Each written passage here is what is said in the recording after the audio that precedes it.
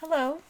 I just got back from a walk and was reading some emails and came across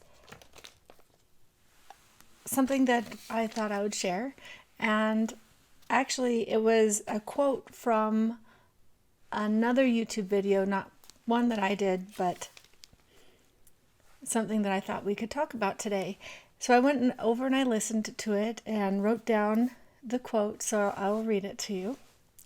And it says, "Authentic creative expression is so unique to each of us that if you don't learn or find a way to express your uniqueness, it will never be seen by the world. It will never be expressed, and it will die with you." This video was about finding ways to be authentically you. I thought it was interesting, and I thought we would talk about it today because one of the most significant messages that I try to share with people is that you are enough just as you are. We don't need to be a certain somebody, and we don't need to look a certain way because we are so unique, each one of us. We don't necessarily, we are not our jobs, and we are not what we dress, and we are not that. There's something more to us, something much more special than what is the outside looking in.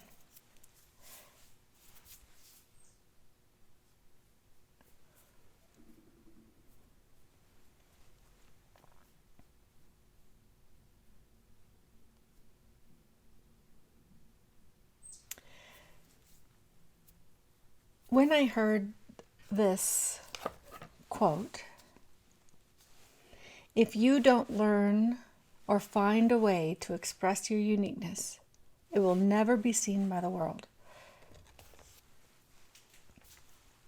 This is the part I would like to debunk today. You are enough, just as you are. You are stunning, just as you are. There's nothing you need to do. There's nothing you need to learn. There's nothing you need to discover.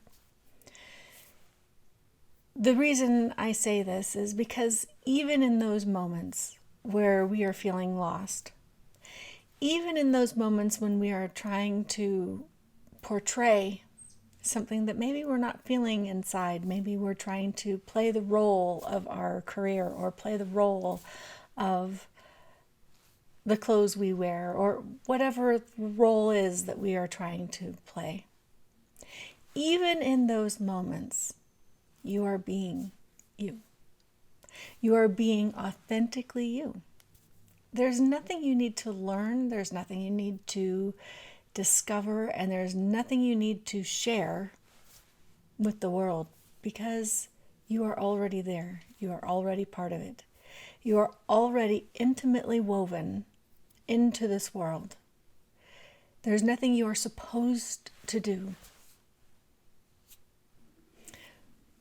When we breathe in, we are breathing in the natural surrounding. We are breathing in the breath of the plants, the breath of the trees, the breath of the flowers. We are breathing in nature. And when we breathe out, we are returning to nature. We are sharing what we are authentically, just as we are. When we interact with people, we are not disconnected from that. We are not disconnected from our connection to nature.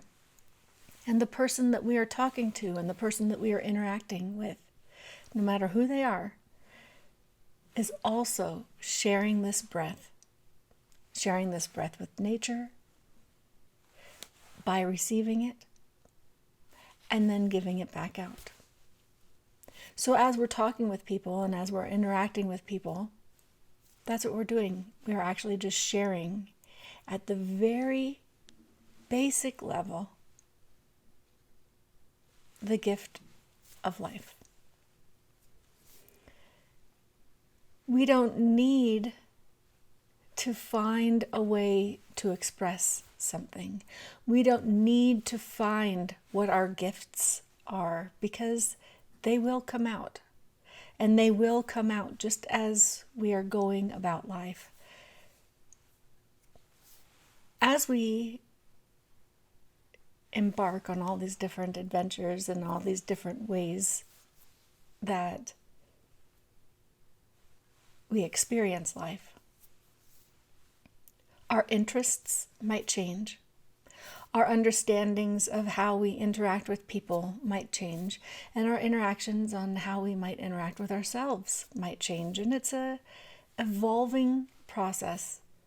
It's not an end game. It's not a goal. Spirituality isn't a goal. It just is.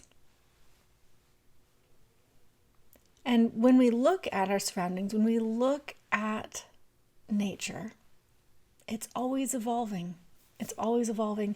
Nature gives us hints all the time that we are enough, that we are enough. You look at just the 4 seasons. The 4 seasons is just a sign of evolution, a sign that things ebb and flow, things change, and things aren't always the same. And we will never always be the same. We are always adjusting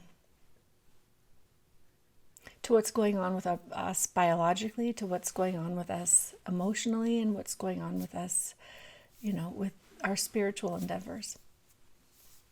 It's always changing. Because we have so many different experiences coming in. Nothing is staying the same. And so if we were to be resolute in saying, okay, this is who I am, and we brand ourselves in finding a way to express our uniqueness, just by saying that we need to find a way to express this uniqueness, puts parameters on who we are. It puts a parameter. It's trying to figure out who we are. Okay, so I am this and this and this, and this is what I like to share, and this is what I like to do. And then all of a sudden we box ourselves in and we give ourselves a label. And it adds and acts as a disservice.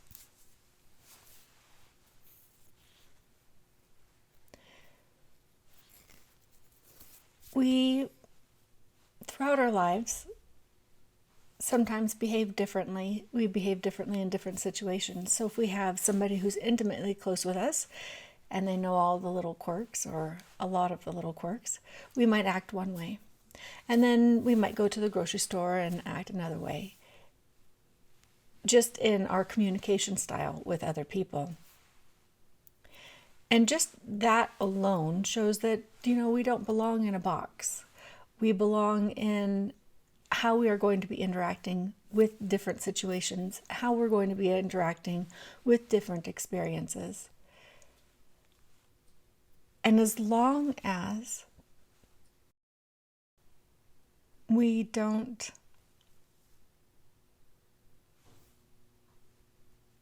overanalyze that about ourselves, as long as we just are, we just show up just as we are, then we are enough.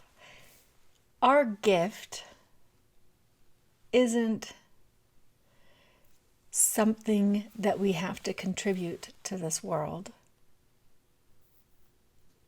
The gift that we have is the same gift that we receive. The gift is that we are interwoven into this tapestry. I'm going to sneeze. Oh no.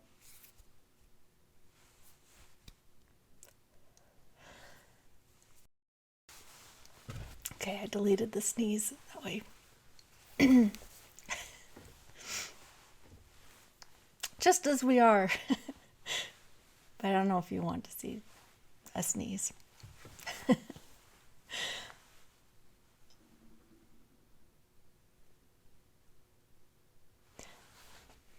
So I understand what this person was trying to say. I do. That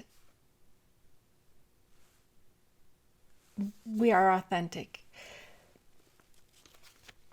And that we are unique. We are unique, like the snowflake is unique. Okay, so we have all these snowflakes, billions and billions of snowflakes, and none of them are exactly the same. But they contribute to the whole. When you see the isolated snowflake, it is wonderful, and it's like, oh, it's snowing. And then you see all of the snowflakes coming down, and it's gorgeous. And then you start seeing the snowflakes, and they're blanketing the meadow, or they're blanketing the trees. And the combination between the snow and the trees is beautiful. So every step of that vision, every step of that experience is lovely. And we are just like that. We are an isolated snowflake. And I know snowflake is probably not the right word. I don't know why it turned into such a derogatory statement lately, but snowflakes are beautiful, at least to me. And so we can be an isolated little speck. Maybe we're a big fluffy one, or maybe we're just one of those little teeny tiny ones. And as more and more and more come, it starts weaving into the tapestry. Whoops, sorry. And then it becomes, and you become, even though it's one snowflake, you become part of this amazing, gorgeous scene. And so although we might feel insignificant as just the one little snowflake that's falling down, and we're actually part of the whole. So I'm looking out the window and watching the birds and imagining snow over the mountains, over there in the window, and out the window. So even though we are only one of these little tiny, tiny snowflakes, we're part of the whole. And we are significant, because that one little snowflake is significant. That one little snowflake comes down and breathes the fresh, like, ooh, something's happening. And it's just quiet, just as it is. It's beautiful, just as it is. Maybe it touches the ground and melts immediately. But that's okay. Because we are enough, just as we are.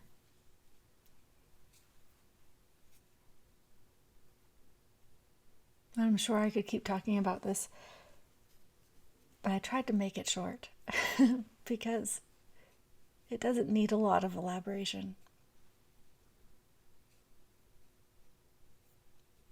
You're not doing anything wrong.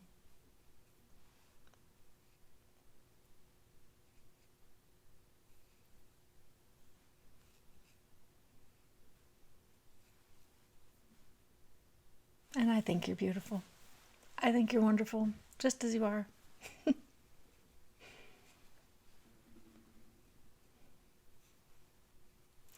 I'll talk to you guys later. Bye.